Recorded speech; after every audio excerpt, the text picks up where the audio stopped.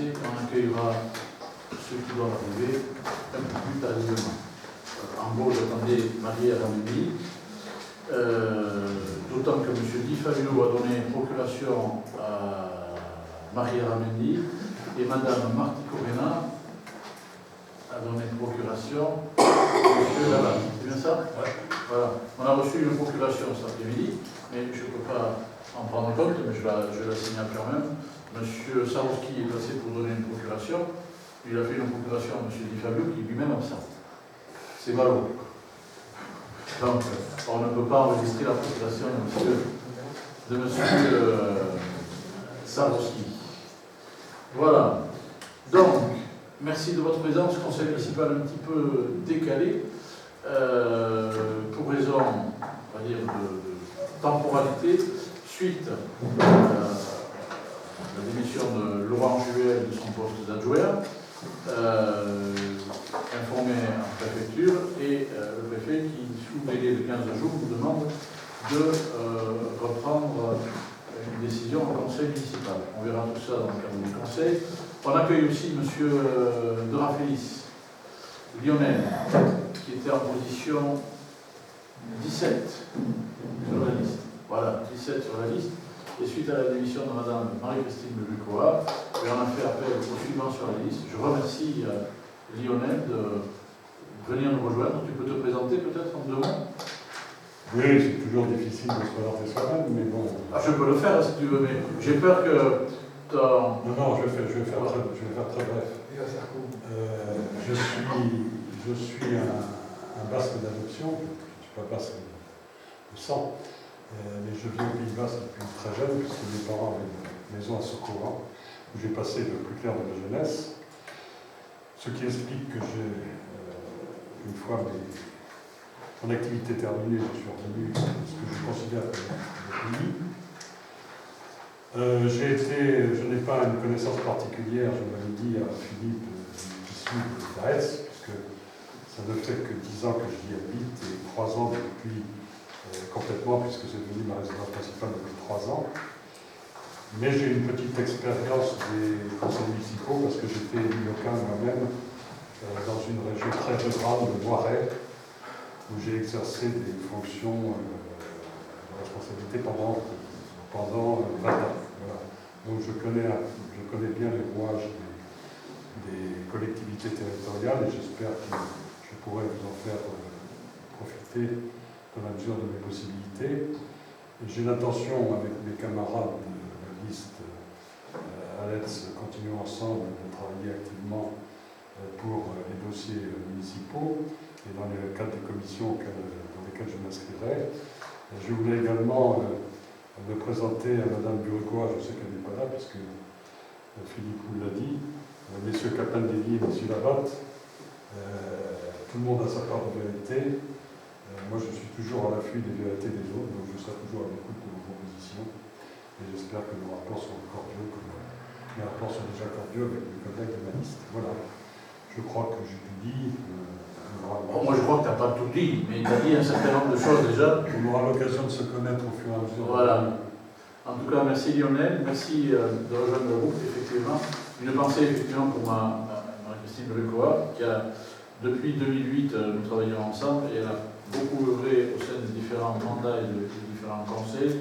Elle a décidé, pour des raisons qui lui appartiennent, de prendre du recul et donc de démissionner du conseil municipal, dont acte, et bienvenue à Lionel. Voilà. Oui. Voilà. Donc, on va peut-être continuer. Donc, j'ai donné les procurations. On va continuer par les décisions du maire, puisque vous avez vu qu'il y a un certain nombre de choses qui doivent être traitées ce soir. L'approbation du procès verbal du conseil municipal du 14 décembre, et ensuite les projets de délibération, si on veut bien descendre un tout petit peu, suppression du poste d'adjoint vacant, modification du tableau des indemnités perçues par le maire des adjoints, acceptation des églises, pardon. Je vais être quelquefois ponctué par quelques tours, mais c'est de saison. Accroissement temporaire d'activité, création d'un emploi pour une durée d'un an, projet d'acquisition de parcelles pour donner suite à la prévention. J'ai reçu une proposition de motion concernant la LGB. Nous en discuterons en fin de conseil, bien évidemment, et il y aura aura d'autres niveaux d'information qui seront abordés sur la fin de conseil. On commence de suite par les décisions du maire. Vous avez normalement un tableau récapitulatif où vous voyez des plus et des moins. Et en fait, bien souvent, vous vous rendez compte que ces moins correspondent à des plus de l'autre côté. Donc, les frais d'études en moins 1700 correspondent à installation matériel d'outillage pour plus 1700. Frais d'études pour moins 11 500, opération 35-2031, on l'a réaffecté sur l'installation matériel et outillage technique. Enfin, l'ensemble pour un montant de virement de crédit de 42 700 € en investissement depuis les dépenses imprévues. Donc 36 500 € pour couvrir les crédits nécessaires à l'avance versée aux entreprises dans le cadre du marché de travaux de réaménagement de la place de la Rocante, sans incidence budgétaire, l'avance étant remboursée au fur et à mesure de la facturation par les entreprises. Elle apparaît également en recette. 5 000 € pour financer l'actualisation des prix sur la tranche numéro 2 du marché de renouvellement du système CVC du pôle enfance et 1 200 € pour les travaux relatifs au chemin de randonnée, financé à 50% par un fonds de concours de la CAPB. Ça, c'était le virement de crédit numéro 4 du 7-12-2022. Virement de crédit numéro 5 du 12-12-2022. Virement de crédit de 2 700 € en investissement depuis les dépenses imprévues pour financer la mise en place d'une porte suite à l'installation dans l'école d'Alorga, suite à l'installation dans l'école, d'Alorga et Cachepola. C'est une porte de sécurité, Laurent, pare-feu et compagnie qui nous était demandée par les pompiers. Oui. Voilà. Des questions? Merci, je vous remercie. On prend acte de l'information de ces décisions. Le procès-verbal du conseil municipal du 14 décembre 2022. Vous l'avez lu, j'ai noté une petite coquille d'orthographe, avant que M. Capelli nous en informe. Je ne l'ai pas lu. Elle sera corrigée. Est-ce qu'il y a des observations, des commentaires, des modifications à apporter? Nous simplement te dire que je m'abstiendrai parce que j'ai tout à fait. Tout à fait. Bien, on considérera donc que cette délibération est adoptée. C'était celle qui concernait le procès-verbal du conseil municipal du 14 décembre 2022. Là, oui. Marie est un peu en retard, elle arrive dans 10 minutes. D'accord. Merci de l'info. On l'accueillera à sa place ici. À pouvoir arriver directement. Première délit, suppression du poste d'adjoint. Donc, M. Laurent Juel, démissionnaire, 5e adjoint, a donné sa démission de cette fonction. Il précise que cette démission est effective. Je précise que cette décision est effective puisqu'elle a été acceptée par le préfet le 16 janvier 2023 avec une notification reçue en mairie le 20 janvier 2023. Par délibération en date du 27 mai 2020, le conseil municipal a décidé de fixer à 5 le nombre d'adjoints de la commune et qu'il lui appartient désormais de remplacer ou de supprimer le poste d'adjoint vacant. Donc, la proposition que je vous fais, et vous allez comprendre pourquoi, peut-être dans la délibération suivante, c'est de supprimer ce poste d'adjoint. Est-ce qu'il y a des questions? Non? Alors, je vous explique un peu en préalable pourquoi la suppression de ce poste d'adjoint. Parce que dans la loi et les différentes questions, on a cherché, posées au Sénat, au Conseil d'État, jugement du Conseil d'État, il n'est pas possible, et c'est assez extraordinaire, de remplacer un adjoint par un nouvel adjoint de sexe opposé. Comment? Oui, dans les communes de plus de 1000 habitants. En dessous de 1000 habitants, on est sur un autre principe de droit. Voilà, alors, ça nous a paru un peu surprenant. On se disait, il y a peut-être des problèmes d'interprétation, etc. Non, c'est consolidé.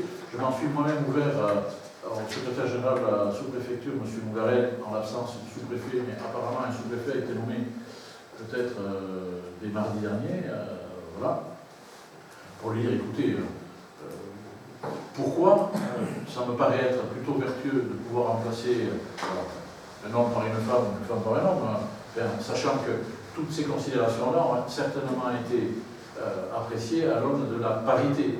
Sauf que quand on a 5 adjoints, force est de démontrer qu'il y a toujours un sexe dominant par rapport à l'autre. Si vous avez 1, 3, 5, oui, les adjointes, c'est... Donc,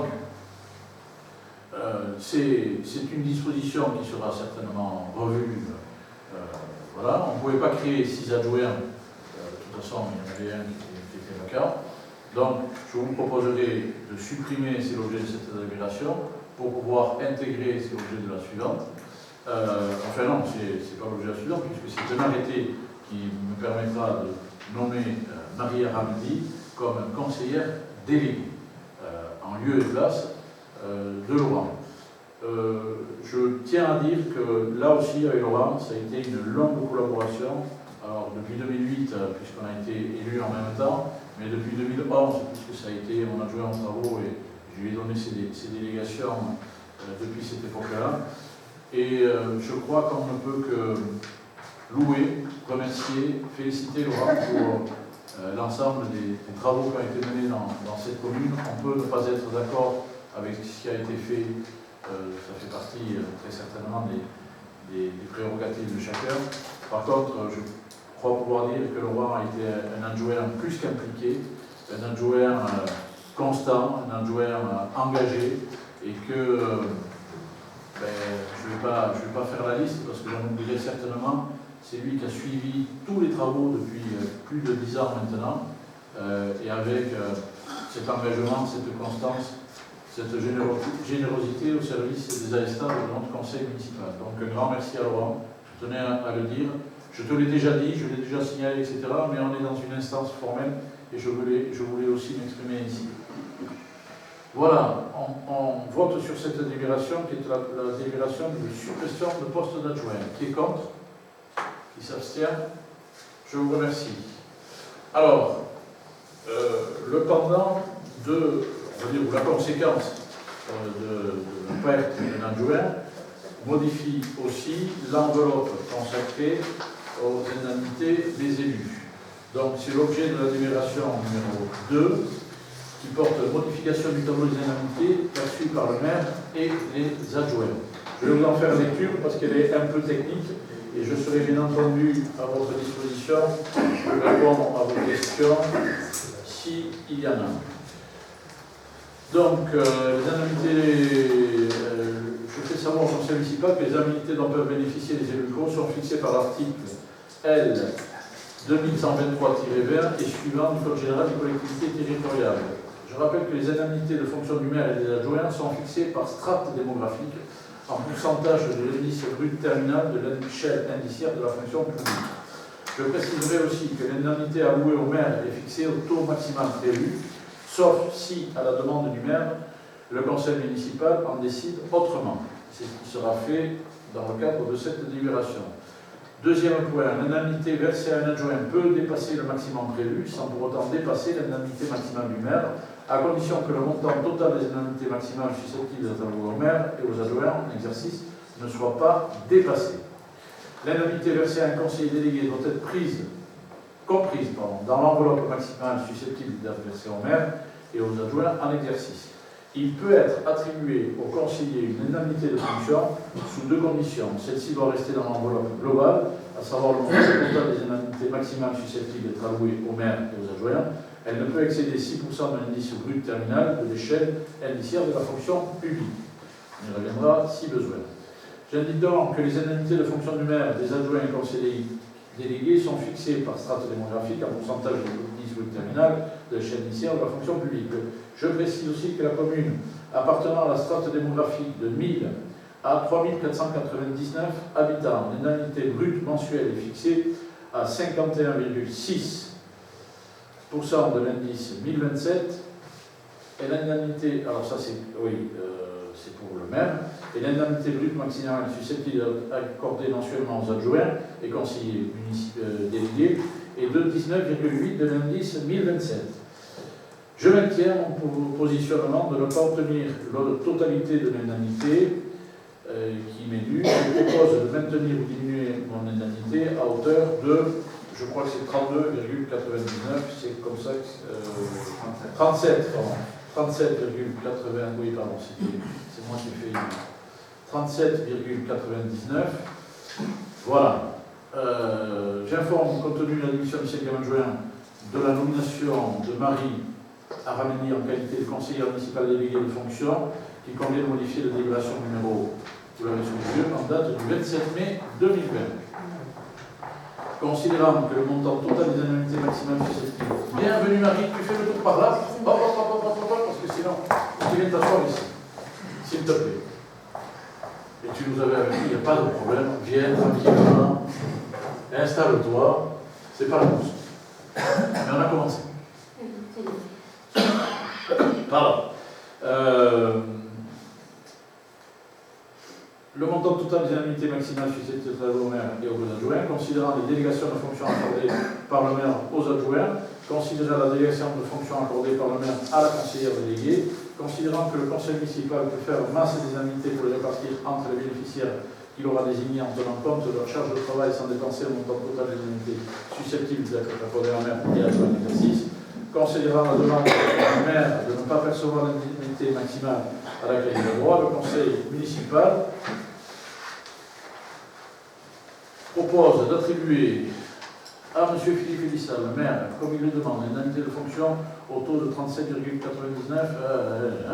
M. Goyetch, premier adjoint, au taux de 18,56, Mme Adolda Louvois, deuxième adjointe, au taux de 18,56, M. Di Fabio, troisième adjoint, au taux de 18,56, Mme Jean Michaud, quatrième adjointe, au taux de 18,56, Marie Aramendi, conseillère déléguée, l'indemnité de fonction au taux de 18,56, terminal 2027, de l'échelle indiciaire de la fonction publique. Je précise que ces indemnités évolueront automatiquement selon les variations de l'indice brut terminal de l'échelle indiciaire de la fonction publique, que la dépense sera imputée à l'article 6531 du budget communal, que conformément aux dispositions de l'article que vous avez sous les yeux, du CGCT, un tableau annexe récapitulant l'ensemble des indemnités allouées au membre du conseil municipal et joint à la présente libération pour transmission au service de l'État. Voilà. Est-ce qu'il y a des questions, des précisions à apporter? Vous avez reçu, je suppose, les différents tableaux. Celui qui concerne le calcul de l'enveloppe max pour la commune, avec 50 adjoints, avec 4 adjoints. Donc vous voyez que l'enveloppe max, mais qui n'était pas utilisée, du fait de mon renoncement à l'indemnité maximale, était de 72 749, que l'enveloppe max avec 4 adjoints de 63 184. Oui, je pourrais préciser, si vous le souhaitez, que dans la version antérieure, on n'était pas à l'enveloppe max, mais on consommait 66,773. Et qu'aujourd'hui, dans la configuration telle que proposée dans cette délibération, on sera à 63 179, qui est donc compris dans l'enveloppe max de 4 adjoints, et que donc on est dans la légalité de ce qui est possible de faire. Observation, commentaires, questions? On passe au vote. Qui est contre? Qui 3? Qui s'abstient? Une abstention. Je vous remercie. Délibération adoptée. On passe à la délibération numéro 3 qui concerne un don pour l'Église qui nous est arrivé en fin d'année. C'est bien ça? Bon, vous en avez l'habitude.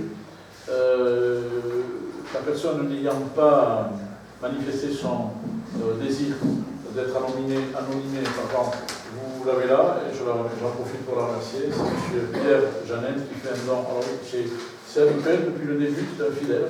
Il fait un don de 350 €. Je vous signale que même si l'Église est aujourd'hui achevée, ce don va servir à la rénovation du mobilier cultuel, c'est-à-dire les anges qu'on a ici au-dessus, et la Vierge à l'enfant. C'est ça? Oui, le Saint-Jacques. Oui, celui qui se trouvait au-dessus de l'oratoire. La sanction. Voilà. Alors, c'est des délibérations qu'on a déjà prises. Les artistes, parce que ce sont des artistes de métier d'art, ont été choisis. Ils sont deux. Il y en a un local, je crois, de Moléan et l'autre qui est bordelais, c'est ça? Voilà. On est accompagné pour. Alors, excusez-moi, je m'éloigne un peu de la délibération, mais c'est pour vous dire que cet argent ne tombera pas. Voilà, il participera à la rénovation de ces objets. Et voilà, que vous dire de plus? Enfin, si vous avez des questions. Pas de questions? Merci. Donc, on passe au vote pour accepter ce don. Oui. Contre? Abstention? Je vous remercie. Délibération adoptée. La délibération numéro 4. Je vais te mettre au travail, Marie? Tu veux? Et voilà, ça sera la première délibération que tu présenteras. Alors, délibération numéro 4, c'est la création d'un emploi non permanent en besoin d'un accroissement temporaire d'activité. Monsieur le maire propose au conseil municipal de créer un emploi non permanent de technicien à temps complet pour assurer la gestion du service technique des demandes des administrés ainsi que le suivi des travaux. L'emploi serait créé pour la période du 1er mars 2023 au 28 février 2024 et la durée moyenne de travail serait fixée à 35 heures et demie. Il appartiendra à la catégorie hiérarchique B. L'emploi serait pourvu par le recrutement d'un agent contractuel en application des dispositions de l'article L332-23-1 du Code général de la fonction publique, qui permet le recrutement d'agents contractuels pour faire face à un accroissement temporaire d'activité pour une durée maximale cumulée de 12 mois par période de 18 mois consécutifs. L'emploi pourrait être doté d'un traitement afférent à un indice brut compris entre 356 et 551. Après avoir entendu le maire dans ses explications complémentaires et après en avoir délibéré, le conseil municipal a décidé de la création à compter du 1er mars 2023 de l'emploi non permanent technicien à temps complet, autorise le maire à signer le contrat de travail, adopte l'ensemble des propositions du maire et précise que les crédits suffisants seront prévus au budget d'exercice. Est-ce que tu peux nous en dire un peu plus sur l'accroissement temporaire d'activité et le contexte dans lequel il s'inscrit? Il s'inscrit dans le contexte que Alexandre va quitter donc, la mairie, donc, qui était sur un CDD en remplacement de notre... Monsieur Dachary. Christophe Dachary. Et du coup, on souhaite créer un poste pour une durée de 1 an parce que là, il est absent de M. Dachary pour une durée de 6 mois. Et donc, pour pouvoir avoir plus de candidatures, on souhaite créer ce poste-là en laissant votre...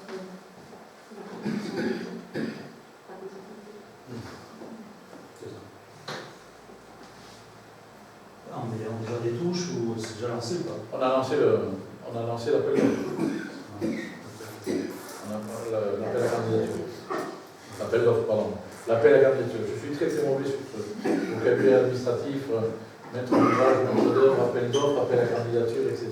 C'est un appel à candidature avec un profil bien particulier. On a repris, pas l'intégralité, mais une grande partie des missions qui étaient afférées à M. Alexandre Calissi. Voilà. Donc, Ça sera un CDD? c'est un CDD. C'est un CDD, en sachant que, oui, monsieur Fermont. Je personnalise un peu et je ne voudrais pas le faire, mais on est sur un agent qui est vacant pour cause de congé de maladie, longue maladie.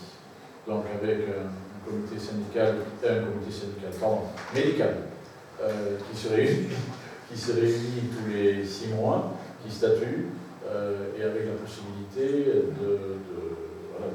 d'être dans cette disposition-là pendant 5 ans. C'est bien ça? Vous souhaitez donner plus de visibilité à la personne qui interviendra l'équipe. Et concernant M. Calissi, il va ailleurs, on sait où il va ou c'est... Monsieur Calissi, candidate, certainement, sur... On sait qu'il a démissionné. D'accord, c'est quand même pas le turnover sur ce poste. On Oui, c'était 6 mois. Donc il est parti sur le poste. Ouais. Après on a M. Dachary qu'on a très peu eu. Nous on l'a jamais eu. Monsieur Calissi, donc vous donne un temps aussi. Alors, il y a eu aussi Monsieur Dual de Bord. Dual de Bord, Monsieur c'est vrai. Et c'est la difficulté de la démarche qui est en cours sur le poste de Monsieur Dachary, puisqu'il a un projet longue maladie, ça a été dit, renouvelable tous les 6 mois. Donc quand on lance un recrutement, au départ c'était tous les 3 mois, donc quand on lance un recrutement à 3 mois, il y a personne qui postule. Quand on lance un recrutement à 6 mois, il y a très peu de monde qui postule. Et donc on a des profils qui ne correspondent pas au métier qu'on recherche.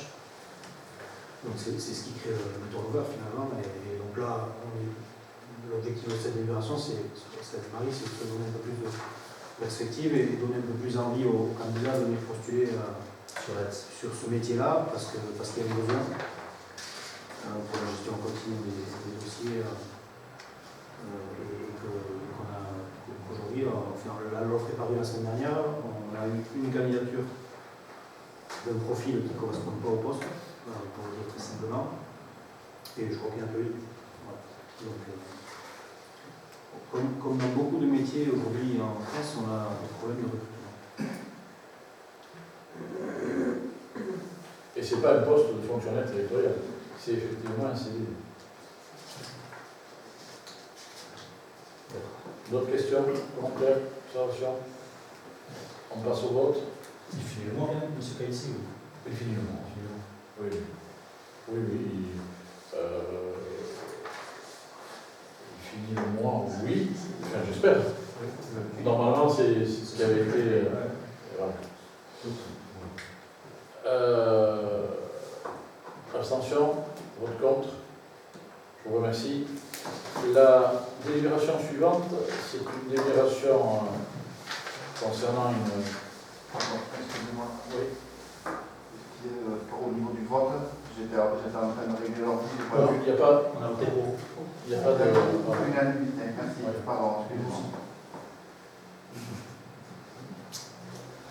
Alors, la délibération numéro 5, je vais laisser Ramucho la présenter. C'est un sujet qui. Alors, c'est un sujet que vous connaissez, mais qui peut illustrer un certain nombre de positions, y compris politiques, mais aussi d'aménagement. On en a déjà parlé, c'est exactement la même parcelle, et le retour, avec un positionnement de la commune qui sera transmis au moins à la SAFER. C'est bien ça? C'est effectivement une délibération d'engagement de la commune pour le projet d'acquisition de parcelles suite à une préemption de la SAFER. Alors, juste très simplement, il s'agit des terrains de l'ancien camping, route de Villa. Pour faire suite à la notification de la SAFER portant le numéro de dossier 64 22 39 68 01 en date du 29 novembre 2022 relative au projet de vente de 5 parcelles, 4 hectares 3600, classées en zone N au prix de 17 000 €. Monsieur le maire propose au conseil municipal de se porter acquéreur de ces parcelles afin de poursuivre le développement du projet suivant. Ces terrains présentent plusieurs intérêts publics majeurs pour lesquels il convient de garantir une maîtrise foncière publique. En premier lieu, ces parcelles avaient été repérées comme stratégiques en matière de prévention contre les inondations car elles constituent des zones d'expansion de crue du ruisseau voisin. Dès 2019, monsieur le maire avait alerté à plusieurs reprises les services de l'agglomération pour évoquer la possible vente de ces dernières. Et il avait souhaité un rapprochement des services de l'agglomération et des propriétaires pour privilégier une vente directe car ainsi une maîtrise foncière publique. Deuxièmement, ces parcelles intègrent des zones de ripisylves dans lesquelles pullulent nombre d'espèces animales et végétales, favorisant un havre de paix de la biodiversité locale en bordure du ruisseau Siricolas. Fort de cette richesse en présence sur le territoire, nous souhaiterions la faire connaître pour mieux la protéger en aménageant et préservant le site. À ce titre, plusieurs entretiens avec la direction cours d'eau et bassin versant de l'agglomération Pays Basque ainsi qu'avec l'agence de l'eau Agro-Garonne ont d'ores et déjà été menés pour connaître les modalités de financement et d'aménagement de ce projet. Des échanges ont également été entrepris avec les services du conservatoire des espaces naturels de Nouvelle-Aquitaine pour effectuer une expertise biodiversité nécessaire à la réalisation d'un plan de gestion permettant de développer l'axe de l'agro-pastoralisme en partenariat avec des éleveurs locaux sur ces terrains et ainsi créer une coactivité agricole. Ces initiatives en faveur de la connaissance et la protection de la biodiversité sont à mettre en relation avec les programmes de politique publique incitative en matière de protection de l'environnement. Il est important de rappeler dans ce cadre que toutes les parcelles sont impactées par des éléments de paysage identifiés au titre des articles L151-19 ou L151-23 du Code de l'urbanisme et sont répertoriés ainsi dans le document d'urbanisme. Troisième et dernier axe, 2 emplacements réservés répertoriés dans le plan local d'urbanisme concernent ces terrains. L'emplacement réservé numéro 14 concerne la création d'un cheminement doux le long de la partie nord du Siekolats. Un deuxième, le numéro 16, est destiné à des aménagements de sécurisation de la RD 655 en direction de Villars, document graphique en pièces jointes.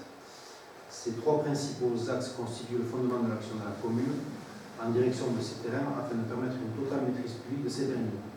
Ceci permettra ainsi, dans un avenir proche, de permettre à la collectivité de mener à bien les actions de préservation, de renforcement, de sensibilisation environnementale via des aménagements spécifiques et sécurisés. Donc il est proposé de poursuivre une démarche liée à l'acquisition de ces parcelles, d'autoriser M. le maire à signer le document relatif à ce dossier d'acquisition, en précisant que les prix suffisants majorés et les frais de dossier SAFER seront prévus au budget de l'exercice. Donc comme je vous disais, c'est les terrains de l'ancien camping. Il y a eu un nombre important de spéculations autour de ces terrains sur les 10 dernières années. Donc l'objectif, les démarches qui ont été entreprises sur les 2 dernières années, c'est de couper court à toute spéculation, puisqu'on est bien sur une zone naturelle à fort enjeu environnementaux. Et une fois, c'est pour ça qu'on avait déjà demandé l'été dernier sur une vente à un montant de 100 000 €, on avait déjà fait valoir notre droit de préemption en révision de prix. Et donc là, il y a une nouvelle vente qui revient à 17 000 €, où là, directement, on s'est positionné en tant que candidat à l'acquisition. La SAFER a présenté. Il y a 2 candidats sur des projets agricoles qui se sont positionnés également dans le cadre de cette préemption, qui vont certainement, à partir de maintenant, devenir candidats officiels pour le rachat des terres. Donc l'idée, c'est que la commune aussi soit candidate, puisque c'est du zonage N, donc naturel sur le domaine d'urbanisme. C'est pour partie des terres qui ont été artificialisées lors de l'aménagement et l'activité du camping. C'est quasiment en totalité, enfin, ou au moins pour les 3 quarts des zones d'expansion de clous, donc, où le potentiel agricole est assez relatif. Donc l'idée, c'est d'avoir une maîtrise foncière sur l'ensemble des parcelles pour pouvoir avoir une gestion du site permettant de relever les enjeux environnementaux et, dans le cadre de cette gestion du site, intégrer les outils agricoles. Voilà. Est-ce que ce serait possible d'avoir un visuel, parce qu'on n'avait pas la pièce jointe à la vocation? Le PMU en fait. Ouais, mais sans traitement réservé du PMU. Le visuel de la parcelle. Ouais, de la parcelle des 4 hectares qui sont ici. Alors, c'est au droit de Guéréa, enfin, vous voyez aussi. Oui, je vois tout à fait, donc je n'ai pas eu le temps d'aller voir sur le pub, mais du coup, la bâtisse qui est toujours en place, Oui. elle fait partie de. Ouais. Oui, il y a effectivement 2 bâtis sur les parcelles en question. Le sanitaire et le bureau. Voilà, les sanitaires et l'ancien bâtiment d'accueil du camping, qui aujourd'hui sont cadastrés, mais qui sont dans une zone naturelle, donc réglementairement, on ne peut pas les réhabiliter. Mais on peut les nourrir. Est-ce qu'on a un objectif de démolition derrière? Alors, ça fera partie du travail qui devra être réalisé dans le cadre de la mise en place du plan de gestion. Moi aujourd'hui, un des objectifs, ce sera effectivement de renaturer les espaces qui ont été artificialisés et donc de retirer les bâtis qui sont présents. Et est-ce qu'on connaît l'activité proposée par les 2 candidats sur l'activité agricole? Un arboriste. Voilà. Enfin, pardon. Quelqu'un qui veut planter des dizaines de fruits ou Une plante médicinale. plantes médicinales. Voilà. Et activité chevaliste. Ouais. Équine.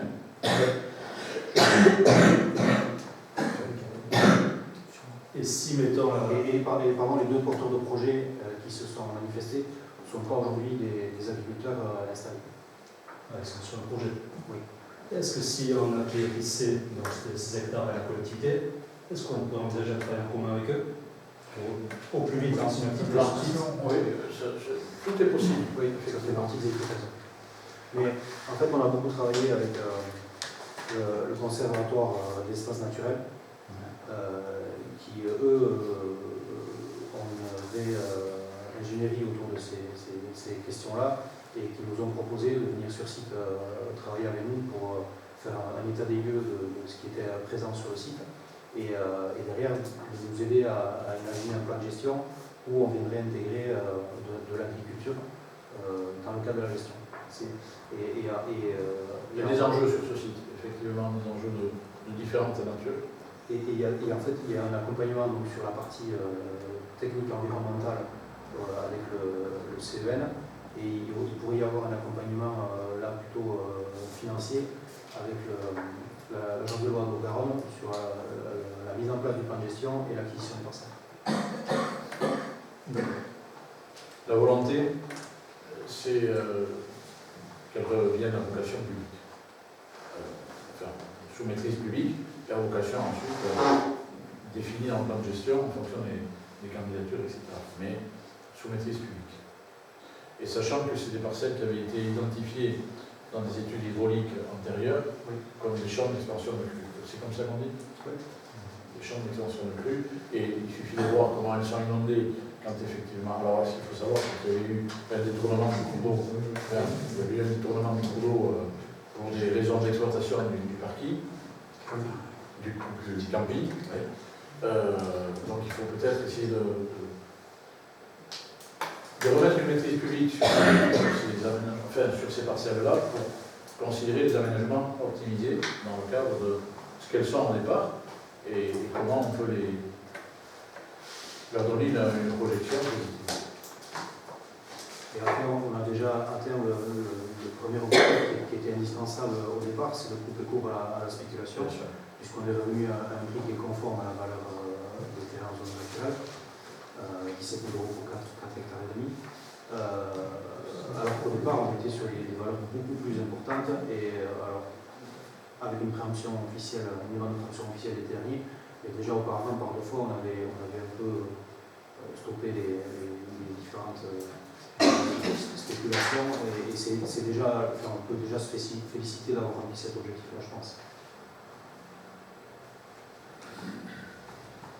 Vous parlez du conservatoire des espaces naturels. Il y a déjà une mission d'expertise qui a été sollicitée auprès de l'organisme? Non, on a eu des contacts avec M. Tanguy le mois, où on a échangé sur les missions qu'ils pouvaient réaliser. Pour l'instant, on a avancé. On attendait déjà d'avoir la préemption qui soit validée. Ça a été le cas la semaine dernière, 2 semaines.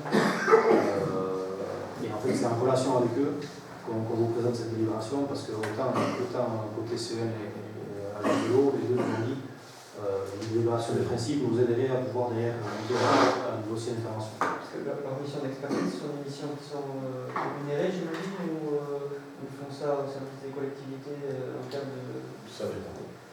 Alors, je dois vous avouer que je n'ai pas exactement compris. Alors, on n'a pas de devis, si c'est ça la question. Et je n'ai pas exactement compris quel niveau de mission, à partir de quel niveau de mission il devrait être rémunéré ou pas. Généralement, le conservateur des espaces naturels, quand il s'intéresse à un patrimoine qui présente des intérêts faunistiques ou en matière de zones humides, etc., ils font une convention avec la collectivité qui est propriétaire ce que vous souhaitez faire, et c'est au terme de cette convention qui est rémunéré, qu'ils s'engagent eux, parce que c'est leur métier, à faire l'entretien raisonné des espaces qu'on met à leur disposition. C'est comme ça que ça se passe chez moi. Bon. C'est quand on leur signe une convention, une fois qu'on a élaboré le projet qu'on voulait instaurer sur les parcelles concernées, qu'ils nous font signer une convention avec la mairie pour définir leur responsabilité, ce qu'ils vont faire, et vous, la manière dont vous allez rétribuer leur prestation. Oui, mais avant. Moi, ils proposent un plan de gestion. Oui, tout à fait. Et donc, c'est exactement ça. Et donc, avant de démarrer tout chiffrage ou toute écriture d'une convention, il souhaitait qu'on devienne d'abord propriétaire. Bien sûr, bah oui. Et en sachant que dans le cadre de l'acquisition, on peut déposer un dossier d'accompagnement auprès de l'agence de l'eau et qui peut nous accompagner jusqu'à 80% du prix du foncier. Et l'agence de l'eau peut mettre, dans le cadre de cet accompagnement financier, des prescriptions sur le plan de gestion qui seraient mis en place. Donc les deux sont liés. Donc il faut avancer étape par étape. Donc d'abord devenir propriétaire de la parcelle, ensuite déposer, parce que ça ne se fait qu'après la demande d'accompagnement auprès de l'agence de l'eau, qui elle-même se mettra en relation avec le CEN en mettant des prescriptions pour un possible plan de gestion. Mais sur l'aspect financier, on le paye quand la convention est signée. Pour le conservatoire, c'est ça. Et si on passe une convention avec eux, parce que c'est pas obligatoire. C'est pas obligatoire. On pourrait tout à fait décider de leur donner seulement une mission d'état des lieux et de mettre en place un plan de gestion avec les moyens directs de la commune en s'appuyant sur des agriculteurs locaux ou d'autres acteurs, des associations ou d'autres acteurs locaux. Et ça sera l'étape d'après. Voilà, on peut passer au vote. Qui s'abstient, qui vote contre. Je vous remercie. Infos diverses. Alors, pardon de le mettre là, parce qu'il y a eu une demande que tout chacun a reçue, je pense, dans le conseil municipal, sur une proposition en LSM, une proposition LGV.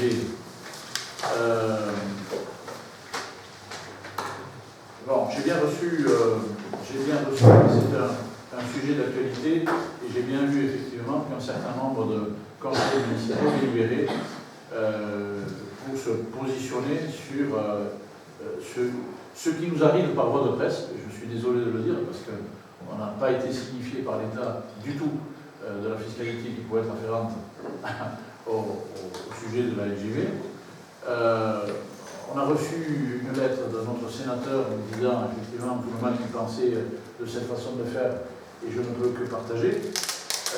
Nous avions reçu, enfin j'avais reçu moi sur mes mails des pétitions concernant cette problématique. Alors je parle bien du sujet pour la modernisation des voies et contre la taxe spéciale d'équipement. J'avais signé cette pétition il y a déjà un peu plus d'un mois ou un mois et demi. Je m'étais positionné dans, on va dire, la continuité de ce qu'a été notre position par rapport à la LGV de façon générale. Vous savez qu'Aetz est impacté sur une parcelle au sud d'Aetz. Donc, je m'étais autorisé, et parce qu'il y avait un problème de calendrier, et je ne pensais pas qu'il y aurait le conseil municipal, donc je m'étais autorisé à participer à cette pétition, et je suis depuis régulièrement tenu informé. Bon, cette motion arrivant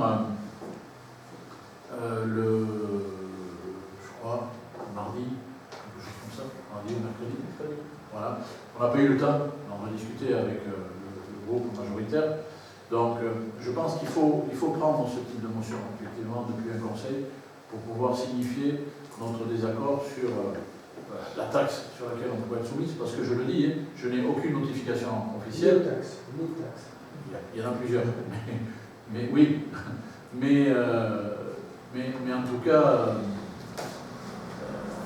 bien que n'ayant pas de notification officielle, j'ai été voir un petit peu dans les textes qui se tramaient, et je peux vous dire qu'Aetz est dans le périmètre des 100 et quelques communes qui doivent mettre au pot. Donc, je dirais qu'il n'y a pas d'urgence, on va avoir un nouveau conseil municipal très rapidement. On peut débattre ce soir et délibérer en bonne et due forme sur une délibération bien précise et pas dans l'info diverse au sein du conseil municipal, mais la proposition qui est le conseil municipal de la commune d'Aetz se déclare défavorable au projet de nouvelle voie LGV. J'ai souscrit, s'oppose à l'instauration d'un taxe spéciale d'équipement TSE à destination des habitants et des entreprises sur les 38 communes du Pays Basque concernées. J'ai souscrit, s'oppose à l'installation de la taxe spéciale complémentaire à destination des entreprises et des communes concernées, pas de problème, affirme que la modernisation des voies existantes est un projet soutenable sur le plan économique et écologique. Évidemment, on ne demande que ça depuis des années et des années. Se prononce pour le lancement d'une étude de faisabilité dans le plus bref délai, évidemment. Donc, merci au groupe ASN de nous avoir alerté, informé et proposé cette motion. Vous comprendrez que pour des raisons, on va dire, d'organisation interne au groupe majoritaire, je souhaite que le débat soit posé et que chacun puisse s'exprimer avec ses tenants et ses aboutissants. Je pense que l'issue sera celle à laquelle je pense et on s'est déjà positionné les uns les autres, mais étant donné que le Conseil est sur les mandats antérieurs, mais étant donné que ce sujet revient avec de nouveaux élus au sein de ce Conseil municipal, je souhaitais quand même pouvoir entendre tout le monde de la façon la plus aboutie pour pouvoir organiser des délibérations mettant motion à l'ordre du jour du prochain Conseil. Voilà ce que je vous propose. Tout le monde est d'accord? Voilà, et le temps aussi de bien s'informer sur ces éléments-là, parce que encore la presse, mais heureusement qu'elle est là, qu'elle nous informe, et j'y reviendrai un petit peu plus tard, puisque quelqu'un qui nous fait l'amitié, en tout cas, de nous accompagner ce soir, et je vous en dirai un petit mot lorsqu'on aura fermé ce conseil. Mais être informé par la presse de ce qui se trame, ce n'est pas des modalités. Voilà. On apprend ça de façon tout à fait anecdotique. Ça va nous impacter fortement. J'ai calculé la taxe qui allait être, parce qu'on est quand même une commune de plus de 2000 habitants, et pour des bénéfices, je ne les vois pas encore. Donc je vous propose de remettre ça et de le signifier lors d'un prochain conseil. Vous aviez demandé, M. Labatte, et nous avons les éléments pour pouvoir vous répondre. Le pourcentage de prime de la masse salariale concernant l'IRSE. Vous vous rappelez? Oui. Vous avez reçu le tableau ou pas du tout? Non, je pourrais l'envoyer si vous... Alors, oui, il y a une évolution année par année depuis 2019, 2020, 2021, 2022. Le IFSE, le CIA, le budget total au 0,12, le pourcentage des primes par rapport à la masse salariale, le nombre d'agents de fonction publique territoriale concernés. On a ces éléments, ils sont sortis après consolidation, on va dire, des éléments de fin d'année. Mes collègues du groupe majoritaire n'ont même pas été informés de ces éléments, mais ils pourront aussi en prendre